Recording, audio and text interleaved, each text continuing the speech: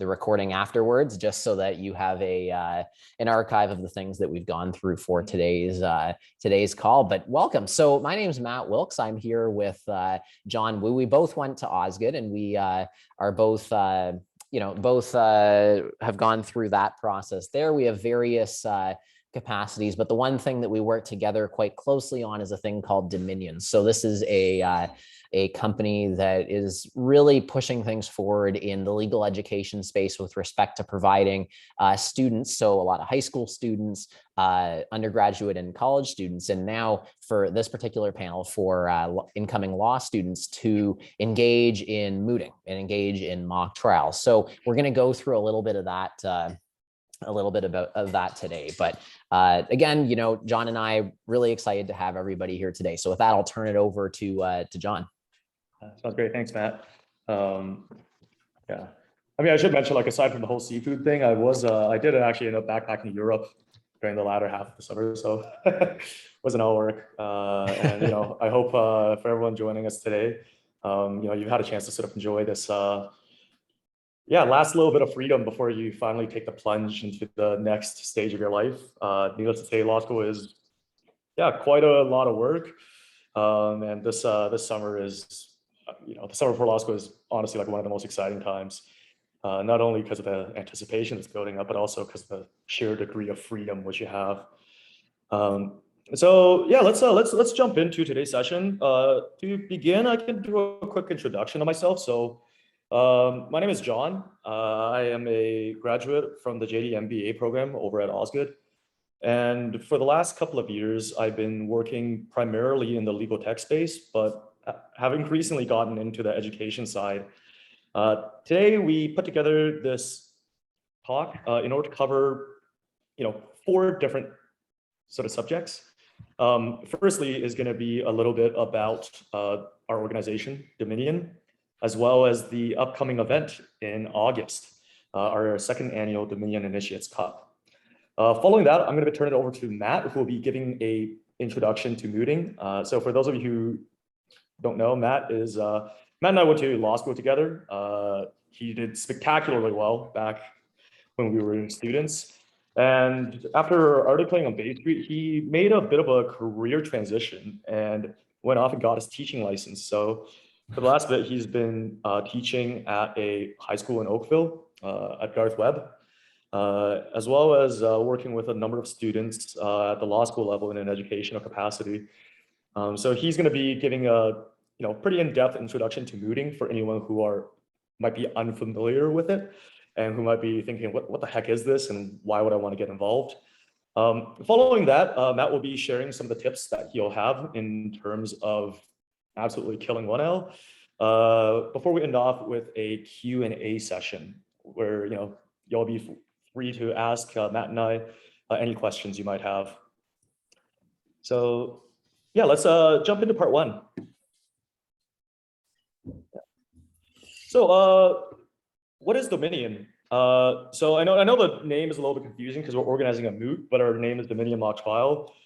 We actually do have registrations under both names. So depending on the event, we do sort of switch up the branding here and there. But typically we go by Dominion Mock Trial. So what we're a team of legal professionals, as well as other interested parties who got together to expand legal education across the country. So as a bit of a background, I got the idea for this organization a few years back. At the time, I was teaching high school law, and I was taking a number of my students down to the United States to participate in these massive mock trial competitions. And it was run by this organization called Empire. I'm actually wearing one of their shirts now, but it's this huge nonprofit down there that runs legal education events. And these events were massive, like hundreds of students, hundreds of legal professionals and judges flying in from all over the world, gather in cities like New York and Atlanta, San Francisco, Chicago. There would be these fantastic networking opportunities, and the students were working on these really, really, really cool cases that, cover everything. As a side note, they actually just released their case for this year, which my students are currently working on. It's a cyber terrorism case where a person is being accused of hacking into a computer and launching a bunch of fake terrorist threats, which caused mass panic and whatnot. So, after going down there and seeing what they were doing, I was absolutely, dumbstruck. There I was, like, this a guy from up in Canada with his team who kind of threw something together last minute. And down there, they had teams that were being coached by like the top law firms in the country, being coached by judges. And aside from the educational element, they were doing some really great social work as well in terms of, connecting first generation students with lawyers. These are students who don't know any lawyers in their family, who often come from underprivileged backgrounds, who might not be afforded this opportunity to really get exposure to the field. And they would pair these students up with law firms and professionals. They would provide scholarships. They would run volunteering events for the students to give back to local communities and help at food banks and clean up the neighborhood. All this really, really great stuff. And they did it all by tapping into the legal profession's culture of collaboration, community engagement, and giving back. So, having experienced that, and coming back to Canada, I kind of realized that there was a lot we could tap into here, but no one had done it. There were mock trial competitions here, but most of them were on a fairly small scale. For me, I didn't get involved in any sort of legal advocacy until I was already in law school. At which point, like, I fell absolutely in love with competitive mooting. Did it like every single year I was in school. It also got me out of taking a lot of substantive courses and got me a bunch of pretty, I think, easier credits just by participating in these extracurriculars and actually getting school credits for it. So I was just thinking like how great it would be to have that opportunity when I was younger. And Dominion was really launched with that. So our sort of main goal is really to provide educational opportunities, but there are a lot of other things that we want to accomplish. So to that end, like, we sort of divided up our core activities into like sort of 3 streams. The first one is to organize national level legal advocacy events, our events and competitions. And it's not just competitions. We do host quite a lot of other events as well, from socials to guest talks to panels such as this. The second branch of our activities is to develop educational resources.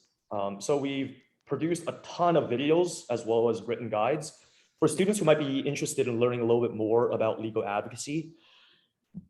We specifically focus on legal advocacy as opposed to substantive law because there's a lot of other resources where you could sort of read up on the law. But what we really want to fulfill was an organization that creates materials to really make students better advocates, especially those who perhaps haven't gotten a ton of exposure to this in the past.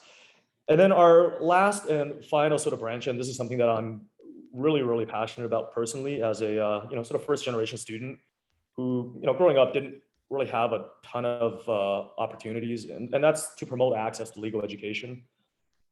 As far as the profession has come, it is at the end of the day like still a very high barrier profession, especially for those who come from certain economic and social backgrounds.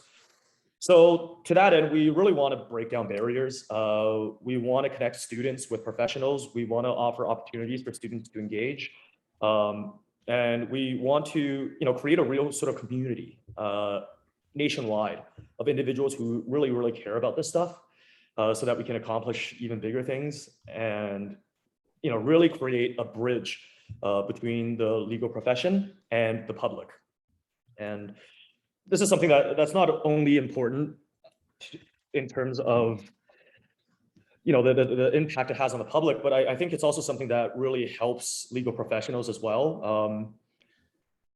To really get a sense of how to structure their careers in a way that's impactful. And we've been really blessed to have gotten this far through the hard work and dedication of dozens and dozens and dozens of volunteers from across the country who've taken time out of their day in support of this mission. So, special shout out to, all those people who have helped to, who helped to make our events happen. This ranges from individuals who helped us create our cases to, running the administration of our nonprofit to judges and coaches who actually run the events themselves. So let's jump into the upcoming event, because I'm sure this is what you're really curious about. So the Dominion Initiates Cup, this is an event that we launched for the first time last year, and this was Matt's idea originally. When we first started, Dominion was mostly servicing the undergraduate level, in part because one of our directors is a professor who had a sort of a keen interest in expanding that. But eventually we started expanding to the high school level. And then in August of last year, Matt had the idea of helping to sort of create a bridge between undergrad and law school. Neither of us came from legal backgrounds. And speaking for myself, going to law school, I had no idea what a moot was. And the first time I went up and did a moot, I got like absolutely wrecked. I had no idea what I was doing.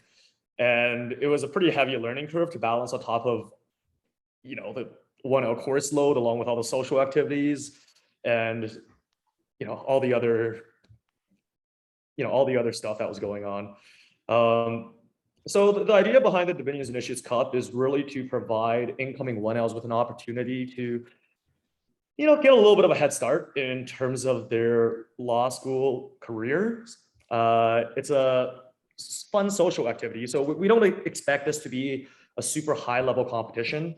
And we do tell all the judges beforehand to, take it a little bit easier on the students and have a little bit more fun with it. So it's really meant to be a sort of a low stakes sort of event. We do want students to perform well, and we've created a ton of resources to help you do so. But this is really primarily a networking event and a time to really sort of dip your toes, so to speak. So, to that end, if you do end up deciding to participate in the event, have fun with it, meet some people, get out there, and, even if you are a little bit more, introverted, this is a really great opportunity for you to, perhaps connect more deeply with, your partner, or with a few people who you can, really relate to, and get a sense of who your future colleagues are going to be in the profession. So, in order to make this, fairly easy access, there's no written submissions or outside research required. In a typical law school moot, there is months of work that's required beforehand in terms of putting together your written submissions and researching case law and analyzing legislation. For this one, none of that is needed. We provide students with a case breaking down all the authorities and all the main arguments that they would really need to succeed. And it is going to be a real Supreme Court decision. So, by the end of it, you should have learned a pretty substantial amount of law, and hopefully have a much better grasp on what the law school workload should look like.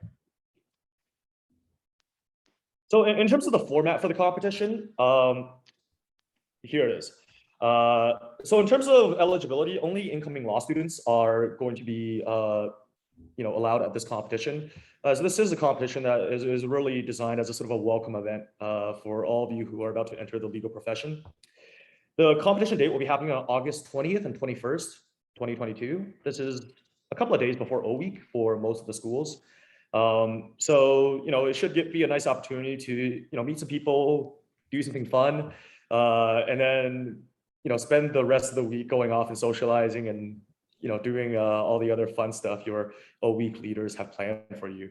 And given the fact that the pandemic has finally started to roll back this year, I think all of you have quite a lot to look forward to in terms of the social activities that are coming up. So in terms of the teams, I know this is something that you might be wondering about. You might not have a teammate, no worries. So if you have a teammate, you can sign up in a pair. If you do not, we do have a pairing system. So we do our best to try to pair students from the same law school up together. That way you get a chance to meet at least one of your classmates before you head into the whole O Week thing. We also do take special requests into account. So, if you do, would like to be partnered up with someone not like a specific person, but if you have some general parameters you would like us to take into consideration during matching, you can try to pair up compatible people together. In terms of the format for the competition, it's going to be a 4-round competition. This is the standard format for most moot competitions. And yeah, it is pretty intense as far as things go. 4 rounds, you're going to get a lot of experience out of it. The approximate time for a round is 1 hour.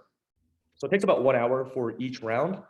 So what this means is we're going to be able to wrap up all 4 rounds within the course of 4 hours. And hopefully that'll leave the rest of the weekend up to your enjoyment and relaxation. As far as the exact breakdown of what that 1 hour looks like, each person will be speaking for a total of 7 minutes.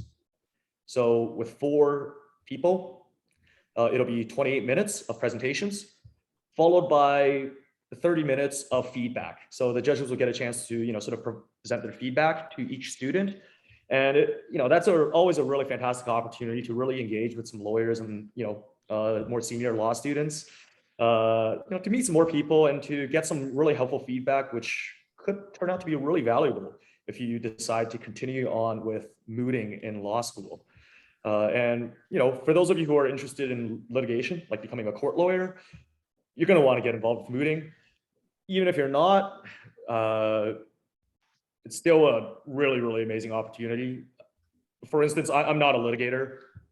I've never really been that interested in going to litigation, but nonetheless, I've learned so much from doing mooting throughout all those years. And yeah, Matt will be able to share a little bit more about the benefits there.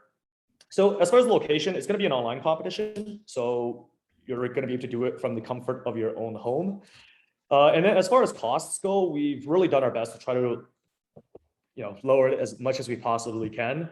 And special thanks to our sponsors who have been, able to sort of, provide us with a bit of funding to, run this competition while keeping the costs affordable. So the total cost is $20 per individual and $40 per team. For those of you who may have a bit of challenge in terms of the financials, feel free to shoot us a message. And usually we're pretty good as long as there's like a reasonable, sort of reasonable grounds for waiving the fee. For instance, if your bank line of credit, hasn't come in yet, or, as another example, if you're having a bit of trouble like locking down your bank line of credit, both of those things. And if anyone hasn't locked it down already, I would strongly advise you to do so. I kind of slacked on it. And as a result, I was actually late for my first tuition payment, which was a little bit embarrassing. And I got hit with a little bit of interest. So it's one of those like really scrub things that looking back, I'm like, oh, geez. But, hopefully you've all figured it out and you're smarter than I was and you have access to that nice low interest student tuition stuff. And as far as the competition goes, we do provide prizes for most of our competitions. And yeah, for this event, we got quite a few. Last year, we provided the winners with, a bunch of textbooks, valued at a couple $100. And this year, we've actually partnered up with LexisNexis.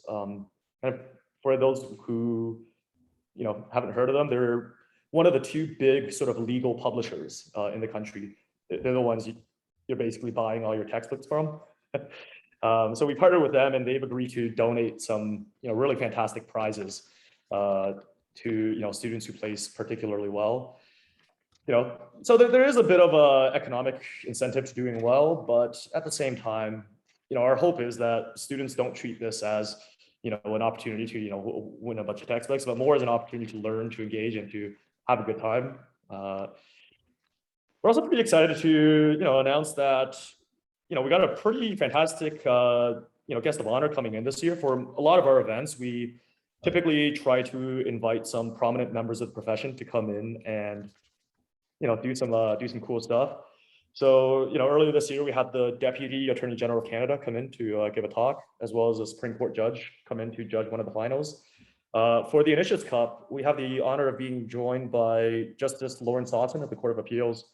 who will be presiding over the finals. So for the top two teams that make it until the very end, they'll get a chance to argue a case before a real court of appeal judge, which is a pretty fantastic opportunity. And Justice Dawson is a really fantastic guy, and I'm certainly looking forward to seeing him in action.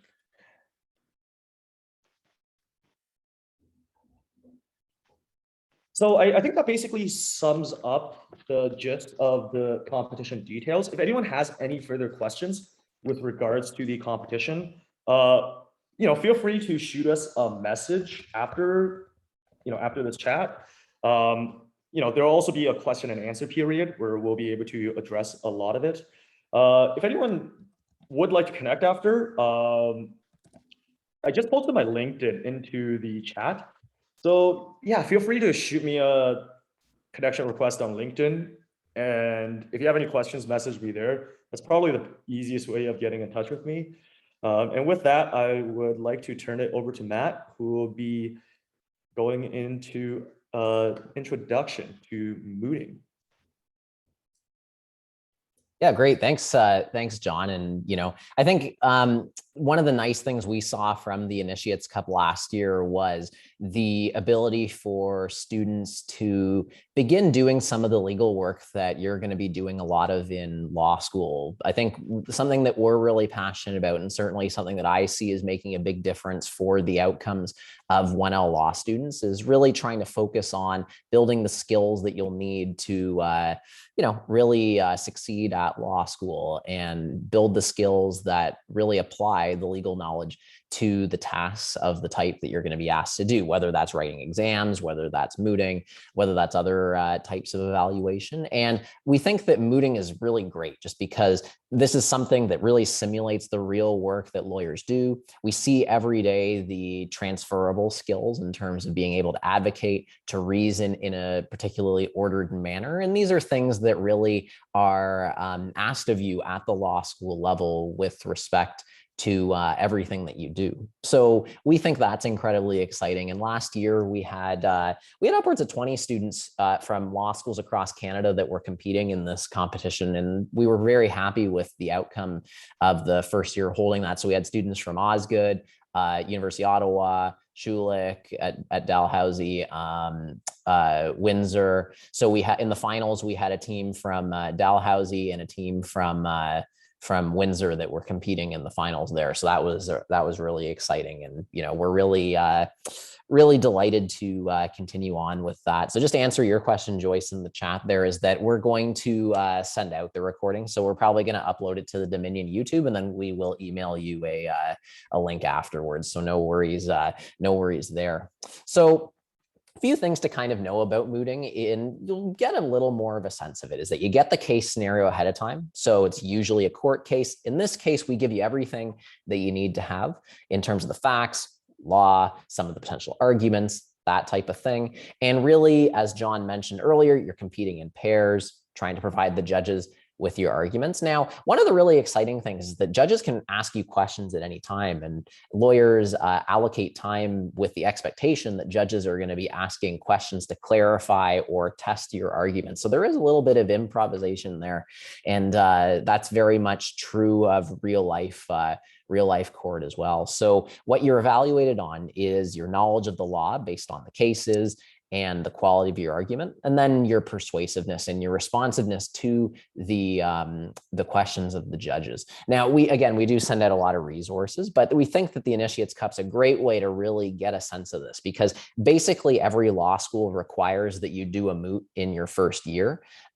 So this is a way just to kind of get ahead of that. And there's so many first year mooting opportunities that happen while you're in law school. So they're really great ways to network. And we were really pleased to see last year participants networking, particularly within the schools that participated. So we're really looking forward to that again for this year. And just to really summarize the way that the mooting structure goes is that you have an appellant. So this is the party that lost at the previous hearing of the case. So this is an appeal, which means that one party is won, one party is lost, and the party that lost would like a higher court to overturn that decision. So that's the appellant.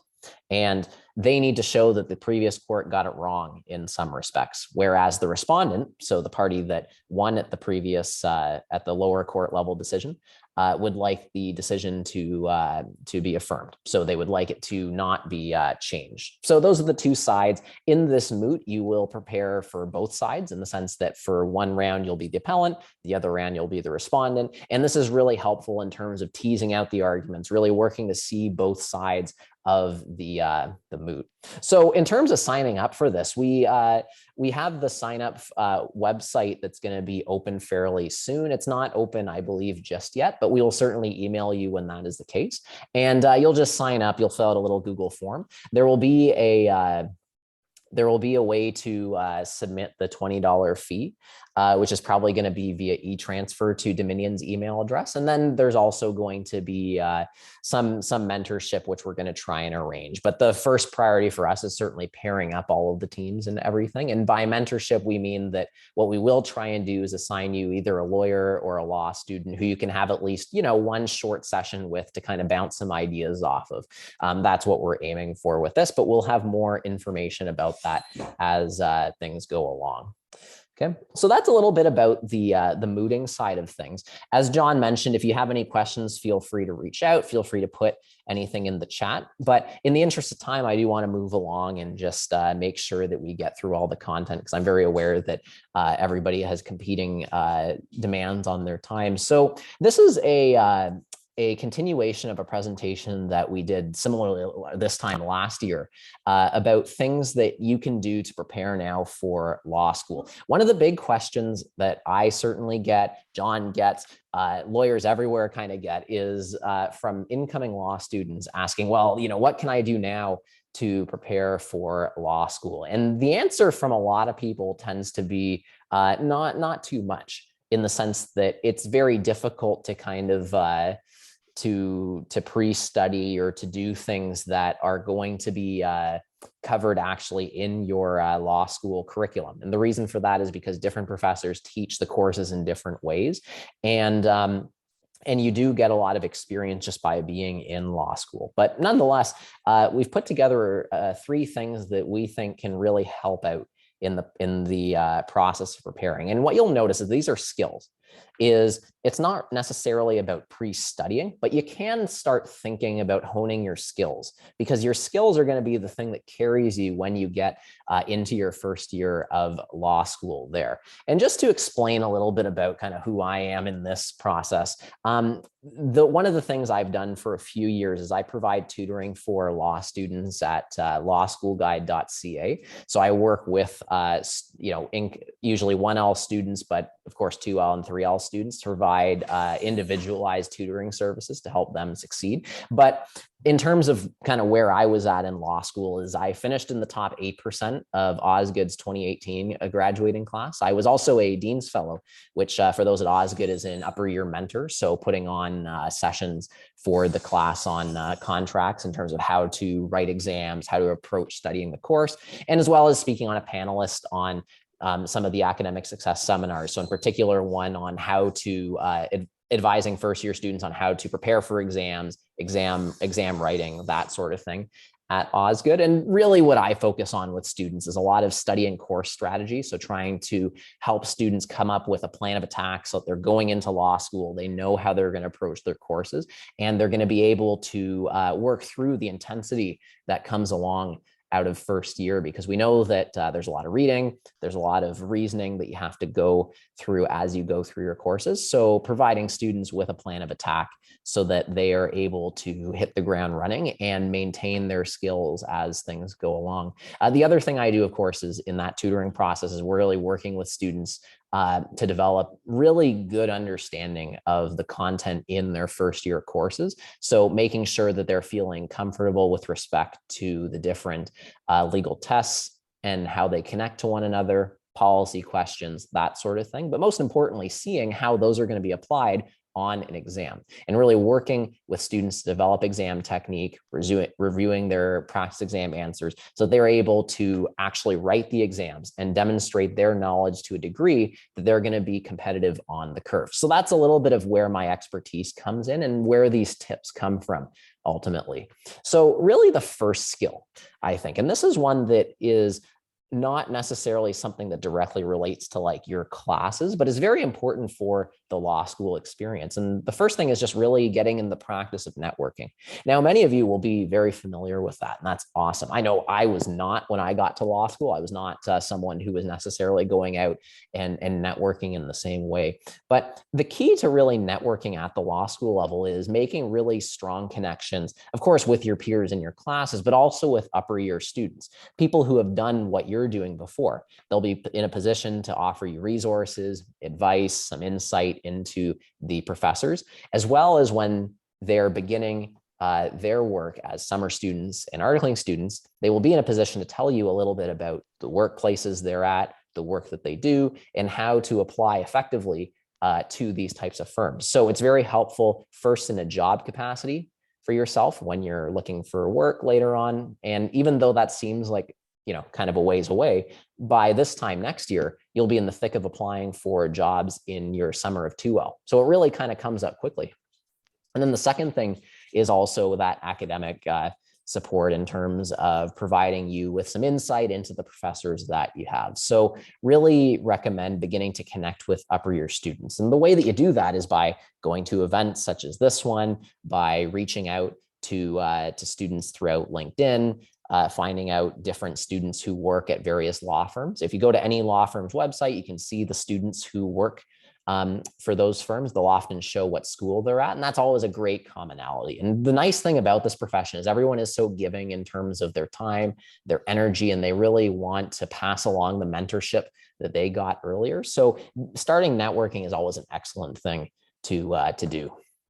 The second thing is with respect to reading skills. Now, it's not really a secret that law school has a ton of reading in it, but what you really want to get some practice on is applied reading. And what I mean by applied reading is getting into the practice of reading with a purpose, reading with the understanding that you want to develop a strong command of the concepts that are being written about in a court decision, for example. And that's a very different style of reading than certainly I was doing when I was doing mostly social science readings back in undergrad. But the more practice that you can get just seeing the way that judges write, seeing the way that judges reason, the way they order their thoughts can really, really help. And that's something that you can actually really do tangibly, like right now, is you can just go to the Supreme Court of Canada's website, find a recent decision on an area of law that you're interested in, and just start reading. And that's something that can really help. And most of the reading that you're going to be doing next year, or rather this coming year, is on cases. So getting some practice and getting some familiarity is going to really help in terms of the speed that you'll be able to do your readings with.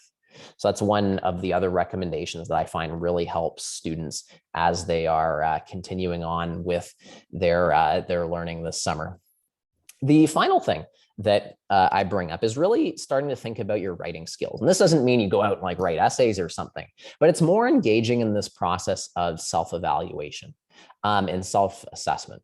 Now, coming from kind of a teaching background, this is something that we really find helps students in terms of thinking and about what are my strengths, what are my areas of growth, and really comparing that to the skills that you will be demonstrating this year. So when it comes to writing, you'll learn very early on about how legal writing prioritizes very clear, very ordered analysis and really plain language approaches to things. And one of the things that you'll learn about is something called point first writing. So that's really telling the audience from the first sentence in an analysis what your conclusion is, and then backing up that conclusion with the law, some of the cases, and then an analysis that puts that all together and applies that to some of the facts. So really what you can do to develop your writing skills there is look at your prior writing, wherever you were in terms of work, in terms of undergrad, and think to yourself, how might I improve this if I was writing from a point first standpoint, or if I was trying to be as clear and as ordered as you want? And going through that process of self-assessment is really going to help in terms of visualizing the steps that you can take to improve that writing. So when you get to law school, you're going to have started to think in that manner and we'll be able to incorporate some of that style into the beginnings of your writing as you start your journey. So that kind of ties into the reading piece in the sense that you will see judges write like that, and it's helpful to envision yourself writing like that as well. So those are the three real skills that I say that students can really benefit from. Doing that networking, so connecting with your upper year students, practicing your reading skills. I think this is perhaps the most important one and the one that makes the most difference in terms of reading court cases, getting familiar with that way of reasoning, not for the purpose of learning the law, but for the purpose of understanding, getting practice, being able to read something that's difficult and understand the different roads in the analysis that the judges put forth. And then also thinking about your writing and getting into that mindset of self-evaluation, that mindset of really making sure that you're always pushing yourself with that growth mindset to be the best that you can be as you go into law school there. The other thing that we kind of started this year, and this is something that we got a lot of feedback in previous years, is that there was nothing that really exists to help Canadian students prepare for law school. In the US, there's a lot of this, but in Canada, there's kind of a void. So what JD Reddy's really done, and that's something that's run by myself, and John's been also helping to run it and developing some of the content, is we created a bit of a prep course for students entering law school. And the purpose is really to build those skills in a practical way in the context of the subjects that you'll be doing in law school. So giving students a course overview of the various courses, one or two substantive content areas for each class to get some practice learning about how do you go about understanding each specific subject area, and then giving some fact pattern practice. So the ability to write out answers to fact patterns that are simple, but are reminiscent of the ones that you would be writing in those classes in the fall. So really giving you the ability to develop and practice the skills that you'd be going into law school and needing to use right away. So that's another thing that's kind of out there, but those other three tips are really the more general sort of version of it. And of course, if you're curious about JD Reddy, you can always feel free to scan the QR code there and learn more about us. We're certainly very happy to answer questions about that. We're going to be holding an open house next week virtually for students who are interested, for us to chat with us and find out a little bit more about what we're doing with that. But again, you can head to jdreddy.ca if you're curious, and you can feel free to have a look and get in touch that way there. So those are really the things that I've found, particularly last year, having, we've done the Initiates Cup before, we've seen these tips in action. Certainly myself with my clients, I've seen the way that adding or focus on the writing, the reading, and really the skills that you're going to be entering law school and needing to use can really help make things a bit smoother. So, we really, are happy to share that with you there. So at this point, would very much like to open the chat or microphones to any questions that you might have for John and I about, anything about 1L. Like, there are literally no bad questions when it comes to all of this, because, we certainly didn't know very much when we were starting 1L and had to learn things along the way. So we're very happy to pass along some of that information. So please do feel free to put in the chat. And if you do need to run, by all means, we know that people are busy, and we really appreciate the time that you've put in for coming today. So I see Joyce has a really good question. They're asking how willing are professors to help? And this is a really good question that I think we get quite a lot. The gist of it is that, of course, it depends on the professor. Most professors are very willing to sit down at office hours and talk through different content areas with you there. I find that sometimes that can be very helpful. Other times it can perhaps be confusing as well, because they're operating at a very high level and aren't necessarily breaking it down. But certainly I had, almost universally wonderful professors at law school there, and that was something that I really valued. Any takes on that, John? Yeah, does Osgood still allow cold calls? Yeah, and those two kind of go hand in hand.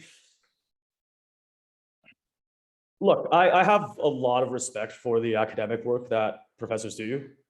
I think in terms of teaching abilities, it varies very much. I had some really fantastic profs that made things super easy for the class and were super helpful and were open to questions and were non-judgmental when you were struggling and were very good. I also had some professors who were challenging. So on the topic of code calls, I did have a professor who made a student cry in class. I had another one who would rip on you if they cold called you and you didn't do so well. For anyone who's seen Legally Blonde or any similar movie about law school, you can imagine what that looks like when you don't have the answer to a question and a professor is ripping on you in front of your peers. That is, I would say, a bit more rare, but it is present. And unfortunately, like some professors, unless you're performing at the level that they're looking for, they have a tendency to, have a sort of an attitude like, oh, you don't get this. And but sometimes relating to why you're struggling. So it very much varies. The one thing I will say is every single professor in 1L was put there because the school thought that they would be a suitable introductory professor. So typically 1L professors tend to be a little bit more forgiving than upper year professors as a rule. And professors are obligated to host office hours. And to that end, even if you get a professor that might seem a little bit challenging, who might appear to be a bit of a prima donna in class and might be a little bit intimidating, I would advise reaching out and setting up some office hours as soon as possible. There were quite a few professors I had where at first I was very put off by the way they spoke in class and by the way they behaved in a crowd. But then in a one-on-one setting, they were much more open to speaking in a bit more of a friendly manner and to really engaging with you as an individual, especially since you took the initiative to book that session with them in the first place. So, as far as like willingness of professors to help, in my experience, it's been very variable. I've had professors that were amazing who really coach you through every step of the process. I've had other professors who would skip class because they were feeling tired. And, professors who actually fell asleep in the middle of a lecture while students were presenting. And that's definitely on the bit more extreme end of things, but you want to sort of prepare yourself for all situations and just know that regardless of who it is, if you are able to engage with them on an individual level, that will usually allow you to get a lot more out of them as a good resource. Yeah, and I think, John, you bring up such a good point there. Is it's such a valuable thing to get some exposure to the professors. I think one of the things that we often feel is a bit of imposter syndrome when it comes to starting off at law school. And I think a lot of us feel when we're in a class with such smart people and professors who are so skilled that in some sense, it's difficult to kind of ask those questions. And I really found that for me, it was helpful to make, really, good friends in the class, make the effort to participate. And that's certainly, of course, an ongoing work in progress. But I found that the more people I got to know, the more I found out that actually everyone else was kind of feeling that way too. And certainly I noticed that with my clients, having done the tutoring for the last 3 or 4 years, is that everybody feels this to some degree, but no one kind of talks about it. And that's one of the big things there. And that's where some of the networking with upper year students can also help. I find that they're usually very open about it because they've kind of gotten past the 1L stage and everything. So as John says, I think it's always great to try and look for those opportunities to push yourself out of the comfort zone, meet with the professors, talk with people. And I think that kind of helps. But certainly my experience was that the cold calling wasn't something I've noticed too much. And I think from talking to clients at Osgoode, it's not something that comes up too much. As you might get one professor who might occasionally do it, but a lot of the professors don't really really roll that way. But a good question from Sandy up above about the moot. So so you'll get an email when you register, and you'll get some instructions as opposed with respect to paying there. So no worries. We'll make sure that we send along the appropriate instructions that come out of there. So Hayden has a good question there about what are some of the most difficult aspects of 1L. And I find that seeing a number of having seen both myself when I was going through 1L, as well as seeing my clients over the last number of years going through 1L, I think the number one thing is really working to study in a way that has purpose, in a sense. And I think that in undergrad, many of our experiences were that you're kind of studying and trying to like understand some stuff. But law school is very much directed in the sense that you're studying with the purpose of doing a job, and the job is writing those exams or writing the paper. And I think that translating your academic approach into more of an applied approach is quite a shift, certainly for a lot of us. And when it comes to actually moving from, yes, I understand the cases, to, yes, I can write an exam, there's a big gap in between there. And that's one thing that I notice a lot of students really working towards is, of course, balancing the heavier aspects of the time management, but really trying to study with a purpose, in a sense, and making sure they're able to demonstrate the skills that they need to demonstrate. And I think that goes to Sandy's question below about steps to take self-care and how busy and overwhelming first year can be, is that I think very strongly that 1L demands a plan, and it demands a plan to understanding how to study in a way that gets the work that you need to get done while also being very efficient about it there. And I notice for clients of mine that in first semester, everyone kind of feels that it's a bit of a chaotic experience. I think, John, would that be fair to say, is that it's a bit of a chaotic run there. But as people begin to figure out more about what works for them, what their plan of attack is, things do become a little more bearable, because you get a little more practiced at understanding what the level of understanding you need to reach,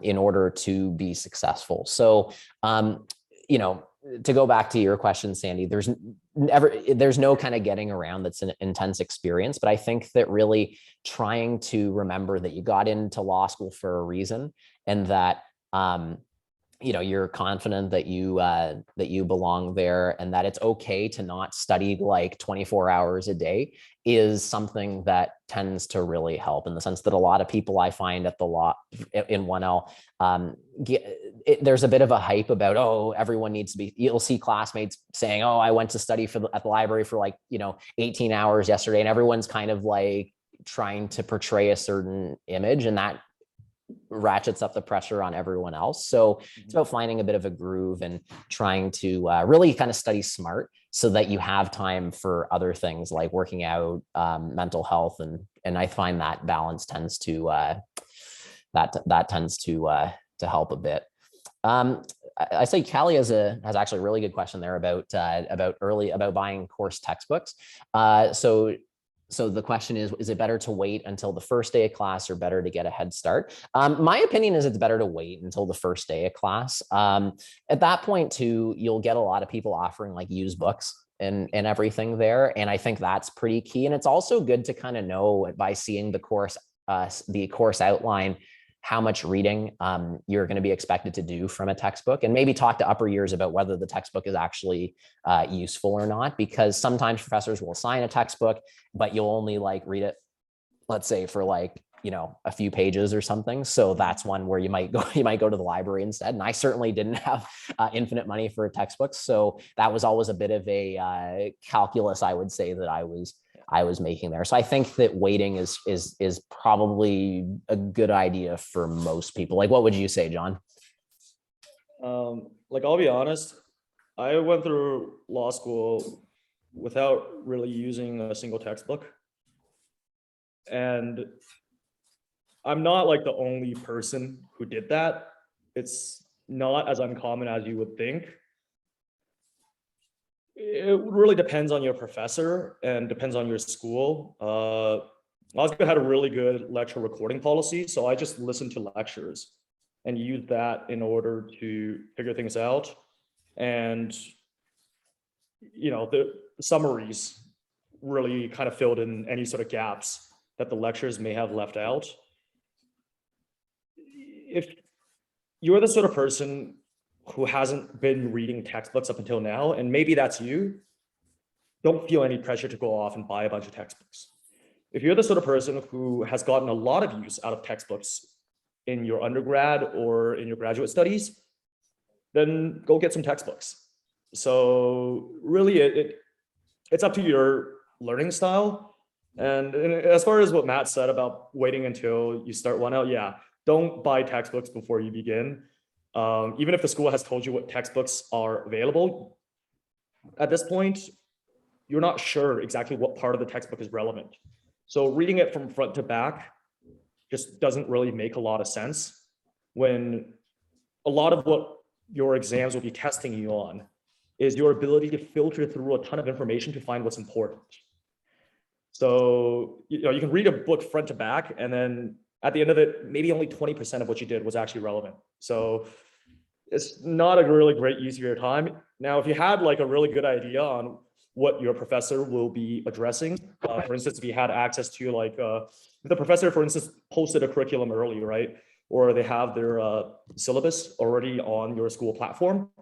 In that case, there might be a little bit more benefit. You can go through the syllabus and kind of look at what they're going to test you on. But the vast majority of textbooks cover just about everything. And the main reason for that is that these textbooks aren't just designed for students, they're also designed for practicing lawyers to use as a guideline. So, as a student, who probably doesn't need to know it all, it's not the best way of getting ahead in terms of learning stuff. Yeah, I think textbooks are a tool to help you get to where you need to be. And I think it's a very good idea to do the readings. I think that there's much room for discussion about how strategic you are in terms of the readings and what parts you place more emphasis on, because not all readings are kind of equally important, but that's a process that you kind of go throughout law school there, and you will get more of a sense as things start there, just because readings do come up in things like policy questions as well as in class there. So it's certainly it's a good skill to develop. But as John says, I think that running out and buying every textbook for every class on the recommended list would be quite a lot of money. So that's one to think about, to reevaluate and everything. And I think that's the way I would look at it. Jamie has a good question here. So tips on dealing with imposter syndrome or hubris and overconfidence. So I'll deal with those separately. The first one I'll deal with is the hubris and overconfidence. And what I would say is that law school is an interesting place because I find the hubris and the overconfidence doesn't tend to be a long-term problem at law school, because from my experience, the people who go in with kind of the superstar attitude and approach tend to get humbled, I'd say, at some point while they're there, whether that's through grades or other things, because you are in a group of very smart, very capable students there. So I would say that that's not a particularly common thing I notice among students, is that most people are actually going in with more of the imposter syndrome side of things, where that's very, very common, going in and kind of feeling like, okay, do I really belong here among these people who are very smart and very qualified? And I think that that's something that most people feel, but no one really kind of talks about, because in first year, there is a bit of an image game that people are, trying to fit in. You're trying to fit in with your peers there. So, but you find out later on, particularly, in 2L and 3L, that many people actually were having certain feelings and that they weren't necessarily sharing with everybody. So I think the number one thing to do is really focus on sort of objective steps that you can be taking. So saying, okay, I'm doing my readings, I'm doing my practice exams, I understand the material, and focus on those controllables, because you can never have a super accurate sense of what everyone else is up to. The only person that you can know who they're up to is yourself. And controlling what you can control and really trying to be objective about the steps that you're taking and the effectiveness of them is probably the best way to begin developing that sense of confidence. And I think that John would agree with me in saying that naturally, as you go through law school, you do develop a sense of confidence about yourself and your ability to be there. And that just comes from the experience, I would say. And it's the same process in law, as everyone starts off as a summer student, articling student, and not knowing anything at all. And you develop a stronger sense as things go along there. So I'd say the number one thing as well is just, be kind to yourself. You got into the very excellent schools that you all got into for a reason, and hold on to that. And, it's going to be an intense time, but there are steps that you can take to develop your skills further. So, that's an excellent question there. So Yeah. I think Just that's, to, yeah. yeah, just to speak to the imposter syndrome point, and yeah, as Matt said, like I've never met anyone who had a hubris or overconfidence problem in law school. I certainly haven't. Maybe in the beginning, like the very, very beginning, but I think very quickly on people realize, holy crap, there's a lot of stuff to learn, and I'm surrounded by a bunch of really, really smart people. And yeah, the imposter syndrome kicks in real quick when you start meeting some of your classmates and start realizing where you actually are. The thing to keep in mind is at the end of the day, like, you're here because you are objectively the best and the brightest from across the country. And that's an objective fact. Getting to law school in Canada is not easy. It's a very, very challenging process. So regardless of wherever anyone else is at, you just got to keep in mind, you're here because you are amongst the best and the brightest. And that at the end of the day, even if you don't do as well as you hoped, and odds are you're not, right? Most people are going to end up with Bs. Most people coming to law school are all A students, but leaving, the vast majority of people have a bunch of Bs. So when you sort of come to terms with that, and come to terms with the fact that there are factors that are outside of your control, right? You're able to sort of appreciate the experience a little bit more for what it is. It's not a race to get the highest grades. It's not a race to be top of your class. At the end of the day, it is a journey to learn and to develop yourself as an individual. And to that end, I have friends who didn't do well in law school at all, who took it really, really harshly, and who really felt down on themselves for a while because of their grades. But a few years out, and these are people in their third, fourth year, they're doing fine. They're doing great. They have good jobs, they have good careers, and they're working on really, really interesting issues. So, even if you don't do as well as you hoped, don't get down on yourself for it. Obviously, law school is very important, but it's only the start of a very, very long career. And as far as the imposter syndrome thing goes, the sort of bitter truth of it is it potentially never disappears. And when you do talk to some more senior lawyers, especially in a bit more of an intimate setting where they're willing to open up a little bit more, some of the most accomplished, most senior lawyers I've ever met have admitted to me privately, like, yeah, I have imposter syndrome all the time. There's tons of times when they show up to court and think, oh my gosh, I have no idea what I'm doing. There's tons of times where they're sitting down in a client meeting and they feel like, oh my gosh, like I have no idea what I'm doing. And yeah, does that kind of suck? To some extent. But on another level, I think even realizing that there are things that you don't know, that there are things that you still need to learn, that there are things that you have yet to master, coming to that realization, I think, brings a certain degree of humility and an acknowledgement that at the end of the day, you're never going to be a master at this. You're not. That's why they call it legal practice. They don't call it legal mastery. They call it legal practice for a reason. And it's the idea that at the end of the day, you're always practicing, you're always learning, you're always developing. And if you can take that mentality early on, it will make the rest of your career a lot more pleasant. Yeah, no, I agree completely, John, with all of that. So unless anyone has any other questions, I think we just want to be mindful of the time for everybody. And we will certainly email out this panel at the end. And let me just stop the recording here. Oh.